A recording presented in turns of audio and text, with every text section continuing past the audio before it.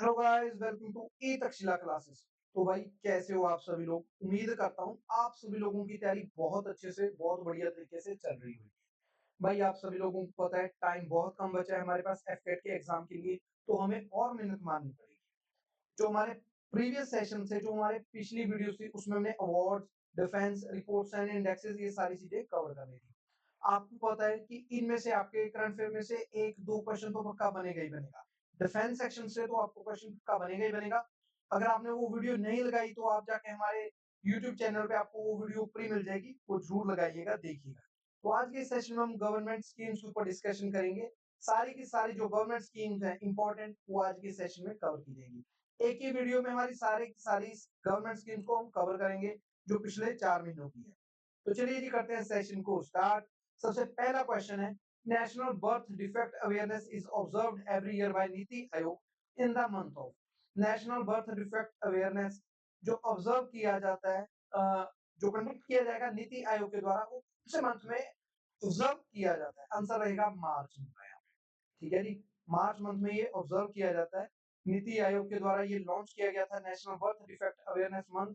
और इस बार की थीम क्या थी ये जरूर देख लीजिएगा, ब्रेकिंग बैरियर्स। इसमें क्या किया जाएगा, लोगों को अवेयर किया जाएगा। ठीक है जी, inclusive support for children with the birth defects, उनकी जो केयर टेकिंग है या सपोर्ट है बच्चों को, उसमें क्या किया जाएगा, लोगों को अवेयर किया जाएगा।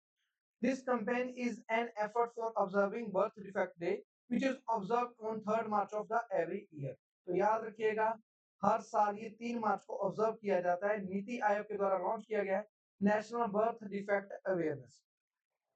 नेक्स्ट है first solar project of NTPC renewable energy limited begins at. कहाँ पे ये एनटीपीसी का जो रिन्यूएबल एनर्जी प्लांट है, सोलर प्रोजेक्ट है, फर्स्ट सोलर प्रोजेक्ट, कहाँ पे ये स्टार्ट हुआ है? आंसर है यहाँ पे हमारे पास ये हुआ है छत्तीसगढ़ इन Rajasthan. First solar project of NTPC Renewable Energy Limited begins operations at Chhattisgarh in Rajasthan। First solar project है ये एनटीपीसी का, रिन्यूएबल एनर्जी लिमिटेड का। और यहाँ पे अगर इसकी कमर्शियल ऑपरेशन की मैं बात करूँ, 70 मेगावाट कैपेसिटी होगी यहाँ पे। बस आपने क्या देखना है, एनटीपीसी का जो रिन्यूएबल एनर्जी सोलर प्रोजेक्ट है ये छत्तीसगढ़ राजस्थान में स्टार्ट हुआ है। यहाँ PM Modi laid foundation stone for the first railway station in which state. Mark कर लो, पक्का क्वेश्चन आएगा ही आएगा इसको। ठीक है जी, तो मेरे को कमेंट्स में बताइएगा पेपर के बाद कि हाँ जी सर ये क्वेश्चन पक्का आया था। तो क्या पूछा हुआ है यहाँ पे, पीएम मोदी ने फाउंडेशन स्टोन लेके है फर्स्ट रेलवे स्टेशन का, कौन सी स्टेट में, किस स्टेट के पास अभी तक कोई रेलवे स्टेशन नहीं था? आंसर रहेगा यहाँ पे हमारे पास सिक्किम। सिक्किम ओनली स्टेट थी जिसके पास कोई रेलवे स्टेशन नहीं था।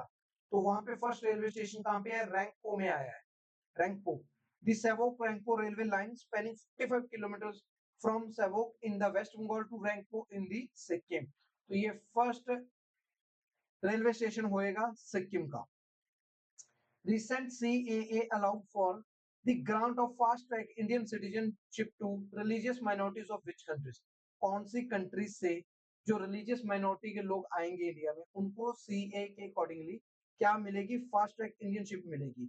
पहले बात करेंगे हम यहाँ पे कौन सी कम्युनिटीज को। ठीक है जी, religious minorities of which communities, country छोड़ दो, यहाँ पे कम्युनिटीज की बात करेंगे हम। ठीक है जी, कौन सी कम्युनिटीज हैं, Hindu, Sikh, Buddhist, Jain, Parsi and Christian. Sikh, बुद्धि, जैन, पारसी, मुस्लिम्स। मुस्लिम्स आ गया तो इंडिया के नेबर अगर कंट्रीज की बात करूं, पाकिस्तान, बांग्लादेश, वहां पे मुस्लिम्स है।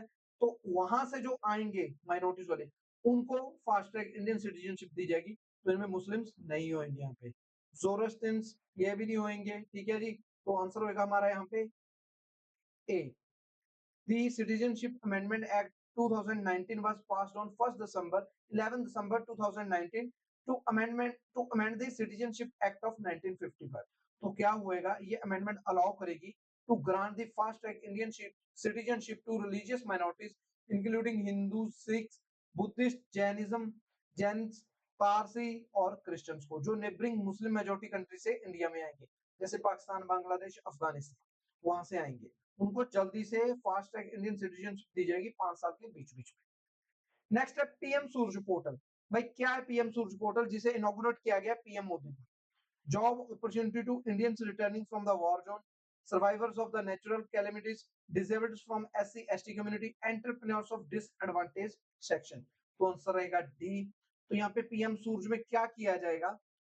प्रधानमंत्री सामाजिक उत्थान एंड रोजगार आधारित जन कल्याण, पीएम सूरज एक नेशनल पोर्टल है जो पीएम मोदी के द्वारा इनॉग्रेट किया गया, जिसमें 1 लाख एंटरप्रेन्योर्स को क्या किया जाएगा जो डिसएडवांटेज सेक्शन से होंगे, ताकि उनका जो लिविंग स्टैंडर्ड है अपलिफ्ट हो सके, उनको क्या किया जाएगा? क्रेडिट्स प्रोवाइड करवाए जाएंगे ताकि वो अपना काम कर सके आगे जाके। ये backward classes, schedule caste, schedule tribes, जो ऐसी कम्युनिटीज है जो डिप्राइव्ड अपॉर्चुनिटीज है, उनको ये यहाँ पे अपॉर्चुनिटी प्रोवाइड करवाई जाएगी ताकि वो अपलिफ्टमेंट हो सके उनके जीवन में भी। Ministry of social justice and empowerment is the nodal ministry. ये पॉइंट भी जरूर देख लीजिएगा यहाँ। Swayam plus platform recently launched by the union minister Dharmendra Pradhan is developed to offer self learning online portal, apprenticeship program for college students, industry relevant courses to boost employability। तो ये आइए देखते हैं क्या है हमारा स्वयं प्लेटफॉर्म। ये होएगा industry relevant course to boost employability. तो इसमें क्या किया जाएगा? जो यूनियन मिनिस्टर है एजुकेशन के और स्किल डेवलपमेंट एंड एंटरप्रेन्योरशिप के, धर्मेंद्र प्रधान, उन्होंने लॉन्च किया स्वयं प्लेटफॉर्म को। नाम जरूर याद रखिएगा, क्वेश्चन ये भी आ सकता है कि इसके द्वारा लॉन्च किया गया, कौन से मिनिस्ट्री के अंडर आता है। तो यहाँ पे क्या किया जाएगा? अलग अलग कोर्सेज ऑफर किए जाएंगे operated by the IIT Madras. यहाँ पे अलग अलग कोर्सेज को क्या किया जाएगा? ऑफर किया जाएगा ताकि उनको एम्प्लॉयमेंट में आगे जाके दिक्कत ना हो। मल्टीलिंगुअल कंटेंट वहां पे होएगा, एआई गाइडेंस होएगी, credit recognition, pathways to employment developed in collaboration with the companies like Larsen, Turbo, Microsoft, Cisco and others।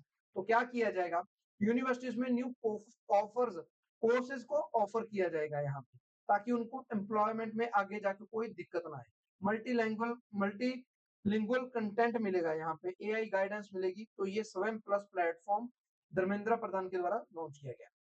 ई किसान उपनिधि योजना लॉन्च की गई थी गवर्नमेंट के द्वारा। तो क्या था इसमें, क्या क्या मिलेगा? ये स्कीम किसके लिए थी?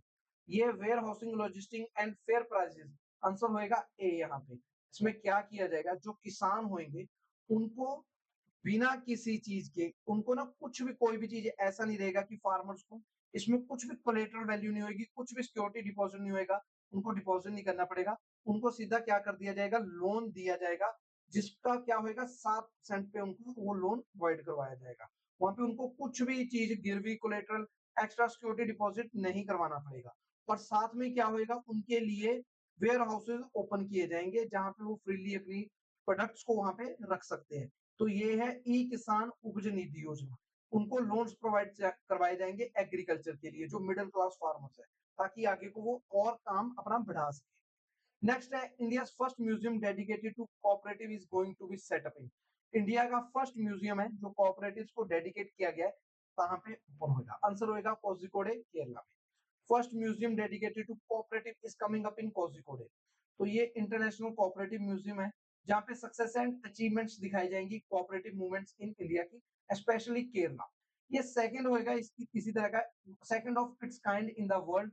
First one is told in UK, जो 1844 में सेट हुआ था वहां पे। तो याद रखिएगा मित्रों, ठीक है जी। इंडिया का फर्स्ट म्यूजियम है जो कोऑपरेटिव्स को डेडिकेट किया गया, कोझिकोडे, केरला में। रिसेंटली पीएम इनॉग्रेट्स पोचरब आश्रम एट विच प्लेस। पोचरब आश्रम है जो पीएम मोदी के द्वारा इनॉग्रेट किया गया, वो कौन सी जगह में है? आंसर होगा आपका डी, साबरमती।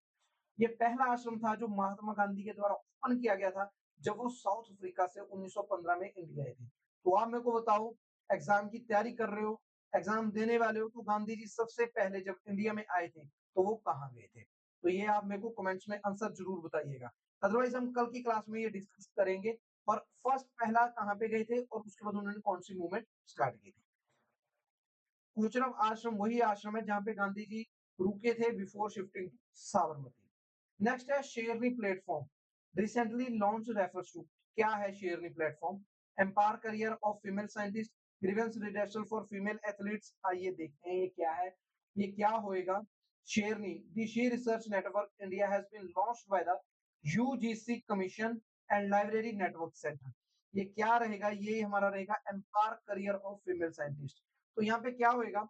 सारी उनके बारे में डिटेल प्रोवाइड करवाई जाएगी जो फीमेल साइंटिस्ट होंगे, ताकि अगर कोलैबोरेशन हो कल को स्ट्रॉन्ग प्रोफेशनल नेटवर्क के लिए, मेंटरशिप के लिए उनको और अपॉर्चुनिटीज मिल सके। तो विमेन यहाँ पे क्या किया गया है, फीमेल एम्पावरमेंट के लिए ये किया गया है, विमेन एम्पावरमेंट के लिए ये किया गया है।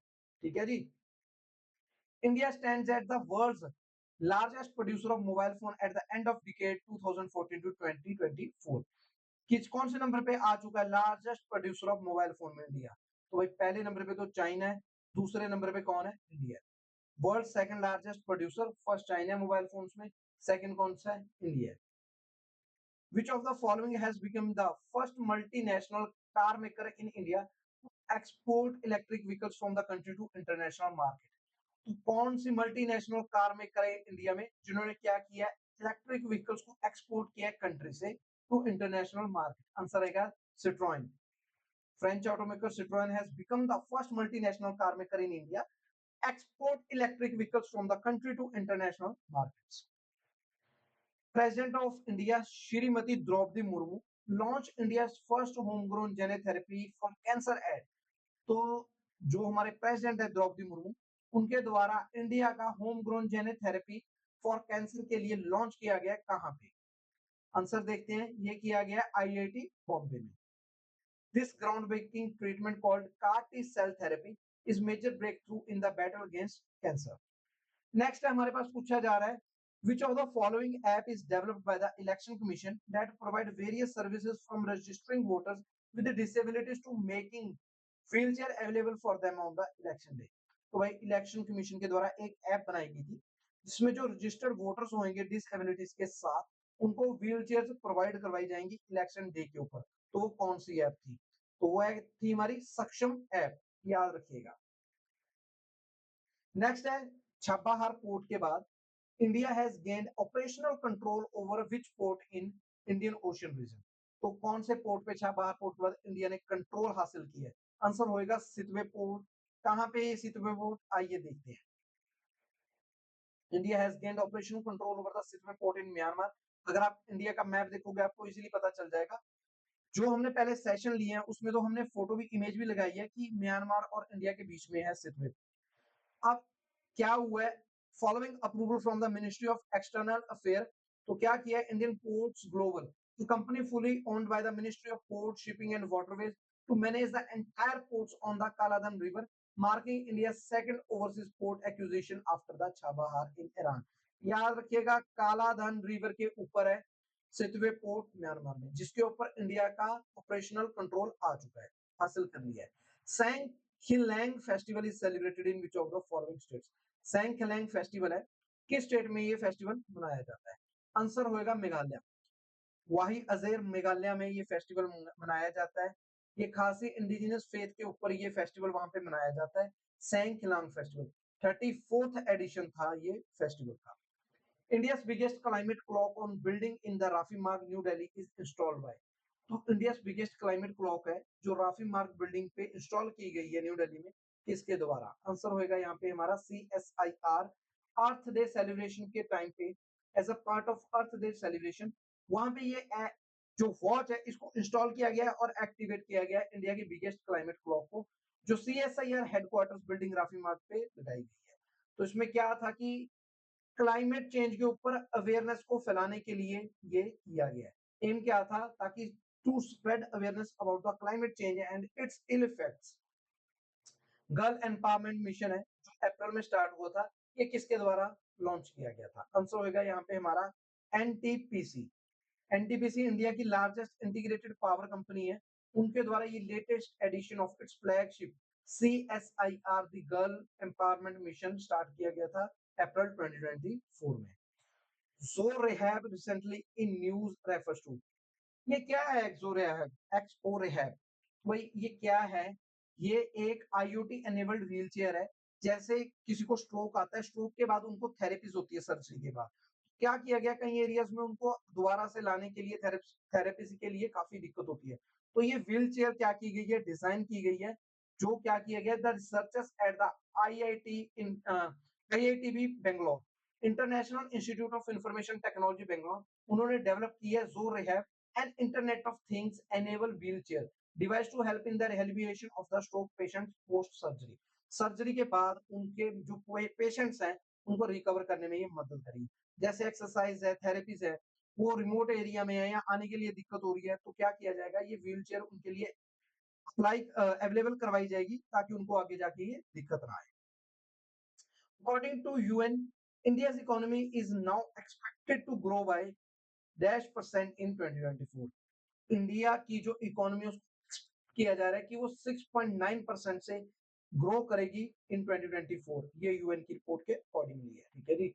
India's economic growth को रिवाइज किया गया है, forecast for 2024 projecting a robust expansion driven by the strong public investment and resilient private consumption. India's economy is now expected to grow by 6.9% in 2024. GAIL India Limited has commissioned its green hydrogen plant in which of the following? गेल के द्वारा commission किया गया है maiden green hydrogen plant कहाँ पे? गुजरात, राजस्थान, मध्य प्रदेश या Kerala? Answer होएगा यहाँ पे ये किया गया मध्य प्रदेश में। India's largest natural gas transmission and distribution firm GAIL has commissioned its Madan green hydrogen plant in Vijaypur, Madhya Pradesh. 10 what का ये proton exchange membrane electrolyzer for the green hydrogen producing unit at the Bijapur complex has been imported from Canada. Canada से import किया गया है। कहाँ पे लगाया गया ये प्लांट? विजयपुर, मध्य प्रदेश में। 10 मेगावाट का ये प्लांट होएगा। गेल के द्वारा ये कमीशन किया गया है। Which of the following three Indian literary works have been inscribed in 2024 memory of the World Committee for Asia and the Pacific region registered by UNESCO's memory of the World MOW program? तो कौन से तीन Indian literary works हैं जिनको inscribe किया गया, शामिल किया गया है memory of the world committee for Asia and the Pacific मोकैप regional register by UNESCO memory of the world MOW programme में? तो क्या रहेगा यहाँ पे हमारा आंसर? या आंसर है हमारा रामचरितमानस, पंचतंत्रा और श्रद्धा लोका लुकाना। इनको इंस्क्राइब किया गया है 2024 memory of the world committee for Asian Pacific regional register by UNESCO memory of the world program में। ठीक है जी, याद रखिएगा। श्यामला दे लैंड रिसेंट न्यूज में थी, ये क्या है? श्यामला दे क्या होती है? अगर आप देखोगे नॉर्थ में, पंजाब, हरियाणा, इन एरिया में श्यामलात किसको बोला जाता है? जो विलेज की कॉमन लैंड होती है। तो आंसर होगा विलेज कॉमन लैंड। आप भी मेरे को कमेंट्स में बताइएगा कि जो आपके एरियाज में कॉमन लैंड है उसको क्या बोला जाता है, ठीक है जी। प्रोजेक्ट उद्भव, उद्भव क्या प्रोजेक्ट था, किसके द्वारा अनाउंस किया था गया था ये प्रोजेक्ट? ये प्रोजेक्ट इंडियन आर्मी के चीफ के द्वारा अनाउंस किया गया था, प्रोजेक्ट उद्भव। Confer title historical patterns in the Indian strategic culture. तो इसका टाइटल क्या था? Historical patterns in Indian strategic culture. Project उद्भव के अंदर क्या था? आर्मी एक्सप्लोर करेगी एंशिएंट वॉर टैक्टिक्स और स्ट्रेटेजी को, जो एंशिएंट टेक्स्ट जैसे वेदास, पुराण, महाभारत में मेंशन है, तो उनको क्या किया जाएगा? एक्सप्लोर किया जाएगा प्रोजेक्ट उद्भव के अंडर। टाइटल याद रखिएगा क्या था? Historical patterns in Indian strategic culture. Next, which of the following is designed to prove a single window interference that will connect health insurance companies, hospitals and policy holders? तो एक single window interference बनाया है जो connect करेगा health insurance companies, hospital और policy holders को। किसके द्वारा बनाया गया? ये नेशनल हेल्थ क्लेम एक्सचेंज। ये डिजिटल प्लेटफॉर्म है नेशनल हेल्थ क्लेम एक्सचेंज, जो डेवलप किया गया नेशनल हेल्थ अथॉरिटी इंडिया के द्वारा और union ministry of health and family welfare के द्वारा as a part of Ayushman Bharat digital mission. Ayushman Bharat digital mission के तहत ये नेशनल हेल्थ अथॉरिटी और union ministry of health and family welfare के द्वारा बनाया गया है digital platform national health claim exchange. क्या होएगा? Provide a single window interference that will connect health insurance companies, hospitals and policy holders. Which country has emerged as India's third largest export destination? तो India की third largest export destination कौन सी है? Answer होएगा Netherlands. पहले पे आएगा USA, फिर आएगा यूएई, फिर आएगा Netherlands. Netherlands has emerged as India's third largest exporter destination after US and UAE during 2023 and 2024. याद रखिएगा। Sparsh, which aims to provide comprehensive solutions to the pensioners, is an initiative. स्पर्श है जिसका aim है comprehensive solutions provide करवाने pensioners को। किसका initiative है? मिनिस्ट्री ऑफ होम अफेयर का, मिनिस्ट्री ऑफ डिफेंस का। इजीली आंसर मार दोगे आप, ये आंसर होगा हमारा मिनिस्ट्री ऑफ डिफेंस का। Defence account department dead, ministry of defence has signed a memorandum memorandum of understanding MOU with the bank of India. यहाँ पे हमारे 4 बैंक हैं, bank of India, Canara bank, central bank of India, Utkarsh small financing bank Delhi में। On board इनके साथ ये collaboration में है स्पर्श, जिसकी फुल फॉर्म है system for pension, full form जरूर देख लीजिएगा, system for pension administration Raksha service centre. ये 1128 ब्रांचेस है, ब्रांचेस वगैरह याद नहीं रखनी। क्या किया गया, ये इनिशिएटिव है मिनिस्ट्री ऑफ डिफेंस का, जिसका एम है provide comprehensive solutions to the defence pensioners. PM Gati Shakti program क्या है, all weather greenfield deep draft major port in Vadhavan. तो भाई क्या किया जाएगा, all weather greenfield deep draft major port बनाया जाएगा वधवा ऑफ गुजरात, महाराष्ट्र। ठीक है जी, महाराष्ट्र में बी है यहाँ पे हमारा आंसर। प्राइम मिनिस्टर के द्वारा यूनियन कैबिनेट जिसको हेड किया गया था पीएम मोदी के द्वारा, उन्होंने सेटअप किया है major port at Vadhavan near Dahanu in Maharashtra. Project की अमाउंट को याद नहीं रखेंगे, ये डेवलप किया जाएगा as all weather greenfield deep draft major port in Vadhavan, Palghar district, Maharashtra. आप मेरे को बताओ कि हमारे वेस्ट कोस्ट पे पहले कितने टोटल मेजर पोर्ट्स थे। ठीक है जी, मेजर पोर्ट्स हमारे कितने वेस्ट कोस्ट पे और ईस्ट कोस्ट पे भी अगर आपको पता है तो वो भी बताइएगा मेरे को कमेंट्स में। नेक्स्ट आ जाइए, to provide in depth information on 3 new criminal acts the director general of railway protection force has launch. कौन सी ऐप को लॉन्च किया गया है जो डेप्थ इंफॉर्मेशन प्रोवाइड करवाएंगे 3 न्यू क्रिमिनल एक्ट्स के ऊपर। कौन सी ऐप है वो, संज्ञान ऐप। मनोज यादव जो डायरेक्टर जनरल है रेलवे प्रोटेक्शन फोर्स के, उन्होंने लॉन्च किया है संज्ञान ऐप। संज्ञान app designed by the RPF tech team provide in depth information on 3 new criminal acts. कौन से हैं आइए देख लेते हैं। भारतीय न्याय संहिता, भारतीय नागरिक सुरक्षा संहिता, भारतीय सहसा सहसा अधिनियम, अधिनियम बीएसए। तो भाई ये 3 नए एक्ट्स हैं, क्रिमिनल एक्ट्स हैं, जिनके ऊपर इन डेप्थ इंफॉर्मेशन प्रोवाइड करवाई जाएगी संज्ञान ऐप के द्वारा। नेक्स्ट है, in a first of its kind initiative the railways has installed a floating solar panel of 10 megawatt capacity in. First of its kind का है, रेलवेज, इंडियन रेलवेज के द्वारा इंस्टॉल किया गया फ्लोटिंग सोलर प्लांट 10 मेगावाट की capacity का, कहां पे। भैया देखते हैं कौन सी लेक पे इसको क्या किया गया, इंस्टॉल किया गया। आंसर रहेगा सेंट्रल रेलवे के द्वारा इंस्टॉल किया गया है 10 मेगावाट का फ्लोटिंग सोलर प्लांट, कहां पे, इगतपुरी लेक जो वेस्टर्न घाट के ऊपर है। अब first of its kind, the kind initiative by the Indian railway, Indian railway के द्वारा first of its kind initiative है, जिसे कहां पे इंस्टॉल किया जाएगा, Igatpuri lake located in the western Ghats, याद रखिएगा। तो दोस्तों ये थे हमारी government schemes for the month of March to June. तो भाई सारे के सारे करंट अफेयर हमने एक ही वीडियो में कवर किए हैं, ताकि आपके एग्जाम में आपको अलग अलग वीडियोस देखनी ना पड़े। एक प्रैक्टिस सेशन भी हो गया और साथ ही साथ में आपको रिकॉल भी हो गया। बंधुओं इनमें से पक्का क्वेश्चन आएगा, दबा के मेहनत मारिएगा और पेपर के बाद मिलते हैं, फिर आप बताइएगा कि कितने क्वेश्चन आपके इसमें से आए हैं। जल्दी मिलेंगे नेक्स्ट वीडियो के साथ, तब तक के लिए जय हिंद। वीडियो को शेयर और चैनल को जरूर सब्सक्राइब कीजिए।